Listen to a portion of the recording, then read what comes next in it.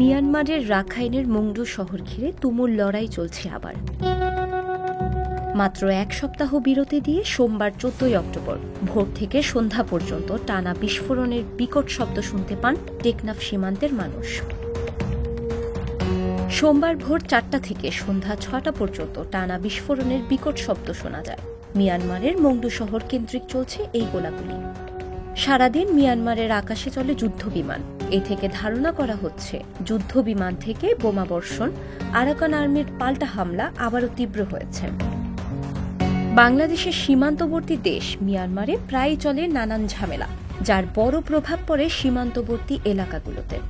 মিয়ানমারের রোহিঙ্গা হত্যায় ভীত হয়ে অসংখ্য রোহিঙ্গা বাংলাদেশে ঢুকে পড়ে। সাবেক সরকার যদিও তাদের জন্য তৈরি করেছিলেন নানান রকমের সুযোগ সুবিধা, কিন্তু সময় যত গড়াচ্ছে এ যেন গলার কাটা হয়ে দাঁড়াচ্ছে। বাংলাদেশ থেকে রোহিঙ্গাদের মিয়ানমারে প্রত্যাবাসন নিয়ে গত 7 বছর ধরে বহু চেষ্টা চরিত্র ও প্রচুর আলোচনা হলেও বাস্তবে একজনকেও প্রত্যাবাসন করা যায়নি। শুধু তাই নয়, তাদের হামলায় ক্ষতিগ্রস্ত হয় বাংলাদেশিরাও। 11 অক্টোবর সেন্ট মার্টিন দ্বীপের অদূরে বঙ্গোপসাগরে মাছ ধরা অবস্থায় 6টি ট্রলার সহ 58 জেলে ভুলবশত মিয়ানমার জলসীমায় ঢুকে পড়েছিল। এ নিয়ে মিয়ানমার নৌবাহিনীর টহলরত একটি স্পিডবোট থেকে ওই ট্রলারগুলোকে লক্ষ্য করে গুলিবর্ষণ করলে 3 জন জেলে গুলিবিদ্ধ হন। এছাড়া জলসীমা অতিক্রম করার অভিযোগে বিভিন্ন সময়ে বাংলাদেশি জেলেদের ধরে নিয়ে যায় মিয়ানমার বিদ্রোহী গোষ্ঠী আরাকান আর্মি। এভাবে আটক 16 বাংলাদেশি জেলেকে 15 অক্টোবর বাংলাদেশে ফেরত পাঠানো হয়েছে। গত ফেব্রুয়ারিতে আতঙ্কে জনশূন্য হয়ে পড়ে সীমান্তের গ্রামগুলো।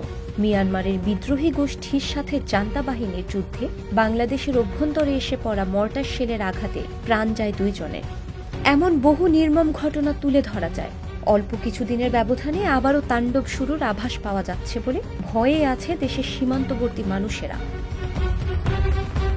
এ বিষয়ে টেকনাফ উপজেলা নির্বাহী কর্মকর্তা মোহাম্মদ আদনান চৌধুরী বলেন, মিয়ানমারের অভ্যন্তরীণ সংঘাতে আবারও বিস্ফোরণের শব্দ শোনা যাচ্ছে। অনুপ্রবেশ ঠেকাতে বাংলাদেশ সীমান্তে বিজিবি ও কোস্টগার্ডের টহল জোরদার করা হয়েছে। যদিও অনুপ্রবেশ নিয়ে শক্ত অবস্থানে থাকলেও প্রশাসনের চোখ ফাঁকি দিয়ে সক্রিয় দালাল চক্র রাতের আধারে এখনও রোহিঙ্গা ঢুকছে বাংলাদেশে, এমনটা দাবি স্থানীয়দের। শিলা ইসলাম, সংবাদ প্রকাশ। সংবাদ, ফিচার ও অনুষ্ঠানের জন্য ভিজিট করুন সংবাদ প্রকাশের ওয়েবসাইট এবং যুক্ত থাকুন ফেসবুক পেজ ও ইউটিউব চ্যানেলের সঙ্গে।